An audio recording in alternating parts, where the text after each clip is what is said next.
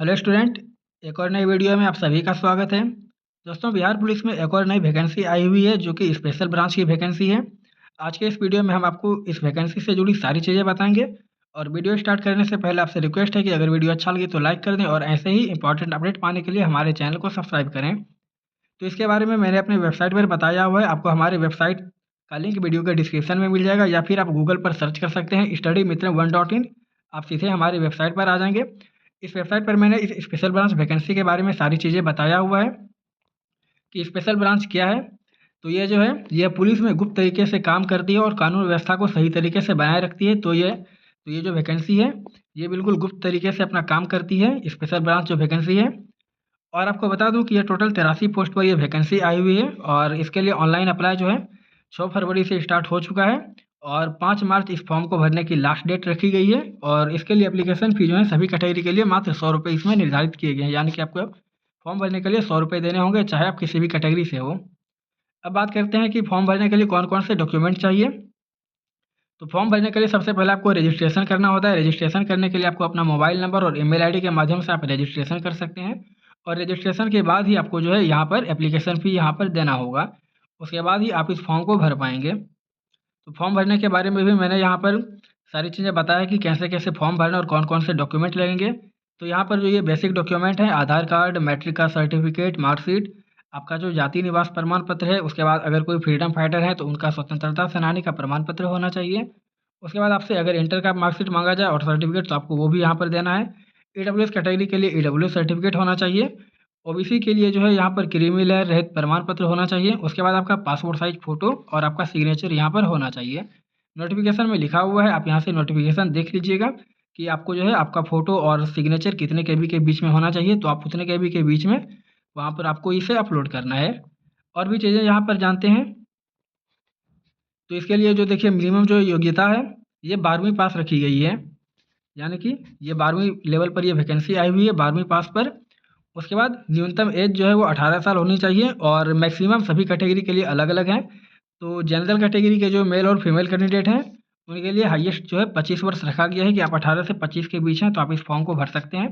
उसके बाद पिछड़ा पिछड़ा और अत्यंत पिछड़ा वर्ग के जो कैटेगरी के जो स्टूडेंट होंगे मेल कैंडिडेट, उन्हें 2 वर्ष की अतिरिक्त छूट दी गई, यानी कि उनके लिए 27 वर्ष की छूट दी गई है। और इस कैटेगरी के जो फीमेल कैंडिडेट होंगी उनको यहाँ पर जो है 28 साल तक आप इस फॉर्म को भर सकते हैं। उसके बाद जो एससी एसटी के स्टूडेंट होंगे वो जो है 18 से 30 साल तक की आयु तक पूरी करने तक इस फॉर्म को भर सकते हैं। उसके बाद बात करते हैं इसका सिलेक्शन प्रोसेस कैसे होगा, क्या होगा। तो यहाँ पर आपको जो है 2 लिखित परीक्षा यानी कि ओएमआर बेस्ड टेस्ट आपको यहाँ पर देना होगा। आपका जो एग्ज़ाम होगा ओएमआर आधारित एग्ज़ाम होगा। उसके बाद आपका शारीरिक माप यानी कि फिजिकल जो होता है, फिजिकल डॉक्यूमेंट वेरिफिकेशन, दस्तावेज सत्यापन, इन सभी चीज़ों से गुजरना होगा। और अंत में जो है आपको लिखित परीक्षा के आधार पर यहाँ पर मेरिट लिस्ट तैयार किया जाएगा। इस वाले में जो है आपका जो मेरिट लिस्ट तैयार किया जाएगा वो लिखित परीक्षा के आधार पर आपका मेरिट लिस्ट तैयार किया जाएगा। बाकी बिहार पुलिस कांस्टेबल में होता था कि आपका जो फिजिकल में जितना नंबर आएगा तो फिजिकल बेसिस पे आपका मेरिट लिस्ट जारी किया जाता था, लेकिन इसमें ऐसा नहीं है। इसमें आपका जो है एग्ज़ाम बेसिस पर मेरिट लिस्ट जारी किया जाएगा। अब बात कर लेते हैं यहाँ पर इसके सिलेबस के बारे में। तो सिलेबस में जो है देखिए यहाँ पर जो सबसे पहले जो आपका लिखित परीक्षा होगा वो 100 अंक का होगा, 100 मार्क्स का होगा, जिसमें कि आपका 50 मार्क्स का रीजनिंग होने वाला है, 30 मार्क्स का अंग्रेजी व्याकरण यानी कि इंग्लिश के क्वेश्चंस होंगे और 20 मार्क्स से हिंदी के क्वेश्चंस होंगे। और इसके लिए आपको टोटल जो है 90 मिनट यानी कि 1.5 घंटा का टाइम मिलेगा। उसके बाद जो दूसरा जो है यानी कि मेंस एग्ज़ाम जो होगा आपका, इसमें जो है आपका 50 होगा करंट अफेयर्स और जीके का क्वेश्चन, जीके और करंट अफेयर्स मिला के आपके 50 क्वेश्चन होंगे। उसके बाद आपके 30 क्वेश्चन होंगे मैथ के और आपका जो है 20 क्वेश्चन होंगे बिहार सामान्य ज्ञान के। यहाँ पर लिखा हुआ है कि आपका टोटल 20 अंक का जो है बिहार स्पेशल से यहाँ पर आपका क्वेश्चन पूछा जाएगा और इसमें भी आपका जो है टोटल 100 मार्क्स का एग्जाम होगा और इसके लिए भी आपको टोटल 1.5 घंटे का टाइम मिलेगा। और यहाँ पर आपको ये चीज़ ध्यान देना है कि आपका जो इसमें नेगेटिव मार्किंग भी है 0.25, आपको ये ध्यान देना है। आपका जो मेंस का एग्ज़ाम है इसमें आपका जो है 0.25 का नेगेटिव मार्किंग भी रहेगा। उसके बाद रिटन एग्ज़ाम के बाद जो है आपका फिजिकल एलिजिबिलिटी टेस्ट होगा। तो फिजिकल एलिजिबिलिटी टेस्ट के लिए यहाँ पर आपको जो है हाइट के बारे में यहाँ पर दिया हुआ है कि गैर आरक्षित और पिछड़ा वर्ग के जो मेल कैंडिडेट हैं उनकी हाइट 165 सेंटीमीटर होनी चाहिए।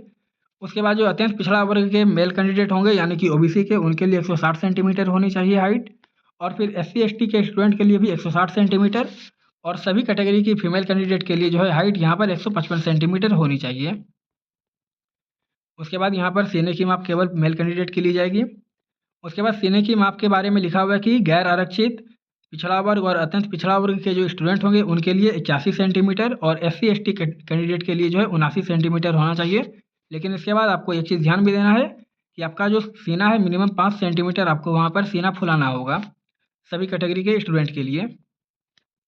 और जो फीमेल कैंडिडेट हैं उन्हें ये ध्यान में देना है कि उनका जो वेट है वज़न न्यूनतम जो है 48 किलोग्राम होना चाहिए।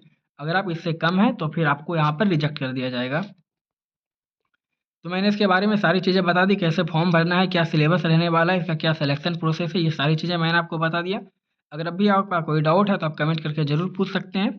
बाकी हमारे चैनल के साथ बने रहिए, मिलते हैं ऐसे ही इंपॉर्टेंट अपडेट के साथ अगली वीडियो में।